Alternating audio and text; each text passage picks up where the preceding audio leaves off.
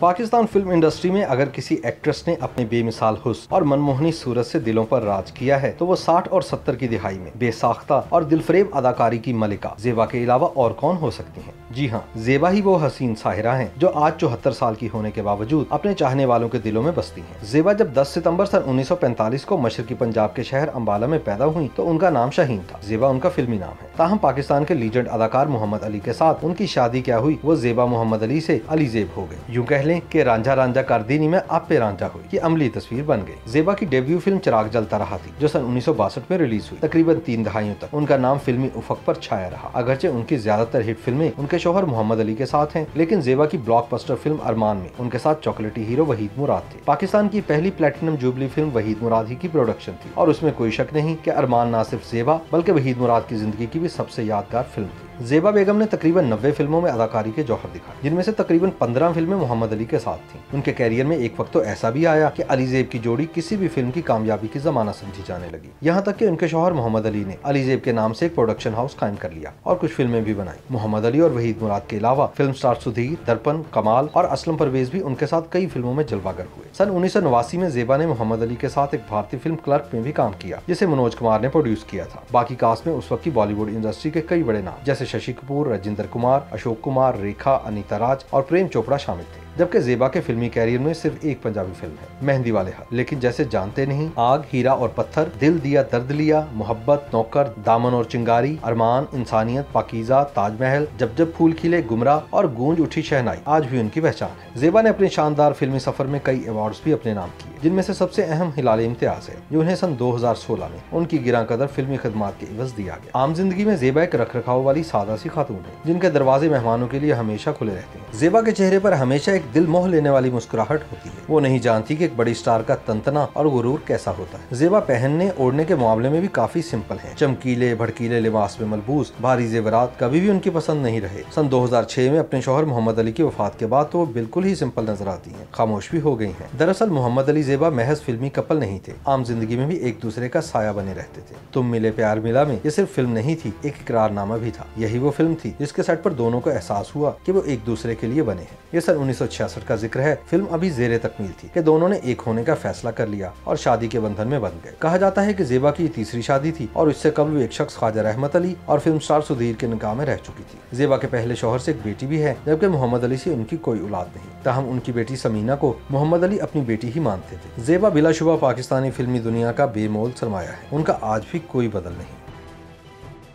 YouTube पर googly news देखने के लिए youtube.com की सर्च बार में गूगली न्यूज टीवी टाइप करें। गूगली न्यूज के पेज पर सुर्ख रंग के सब्सक्रिप्शन वाले बटन पर क्लिक करना ना भूलिए। YouTube पेज पर अपलोड होने वाली वीडियोस से बाखबर रहने के लिए बेल आइकन पर क्लिक कीजिए। आपको हर नई वीडियो के बारे में नोटिफिकेशन मौसूल हो जाएगा।